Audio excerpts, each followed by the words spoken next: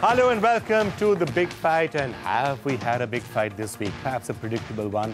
The minute after the government said FDI in retail was coming in, promptly the entire country came to a standstill. Well, certainly Parliament did. And there's been a lot of debate as to whether this is a good move or a bad move. That's point number one. And B, did it have to be done at this particular point? And to answer those questions, we have some of the top experts with us. Sanjay Nirupam of the Congress Party joining us right now. Rajan Mittal, Managing Director of Bharti Enterprises. Tarun Vijay, thank you for being with us. National Spokesperson of the BJP. Mr. D.P. Tripathi, General Secretary and Chief Spokesperson of the NCP. We also have with us Viren Shah, who's the President of the Federation of Retail Traders Welfare Associations. And we have Sudhir Kumar Panwar, who's the President of the Kisan Jagriti Manch. A short while from now, we're going to be speaking also to Kishore Bayani, who's the Group CEO of Pantaloon Retail, somebody else who's very closely affected by this. We also have in our audience representatives of farmers, representatives of the retail trade, and also housewives and others who will tell us how they think this decision is going to be affecting them. So just a short while back, I got the chance to speak to the man who was at the center of this entire row, the Commerce Minister, Anand Sharma, and I began by asking him why he thought this was the right time to take this decision. Thinking behind this policy has been looking at our agrarian economy, the farmers' issues, your supply side constraints, lack of infrastructure, and the consumers' concerns.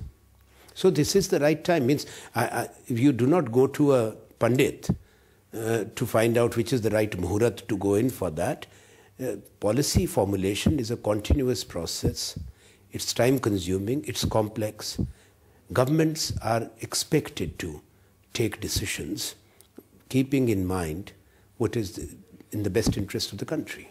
Mr. Sharma, you are saying that this is a step that's going to help the farmers and it's going to help in curtailing inflation. Is there any guarantees you can give us as to why you think that's going to happen? We have FDI in defense, in telecom, in power sector, in media, and so on. Now, how come that all these sensitive sectors, we are comfortable with FDI coming in, and loud protests are there when FDI is to come in organized retail to create rural infrastructure and generate employment and help the farmer? It doesn't make any sense. And if you look at the policy, it is India specific. It's an Indian model.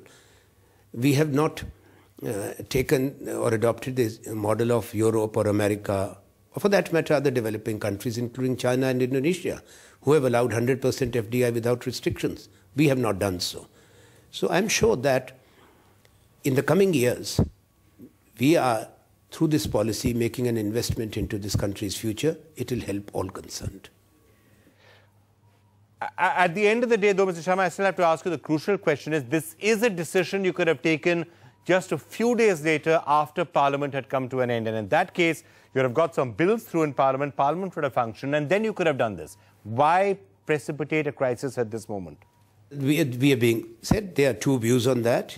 Maybe those who are saying that the timing we could have carefully considered, but we didn't think of that because it was a work in progress for a long time. We have not done anything surreptitiously.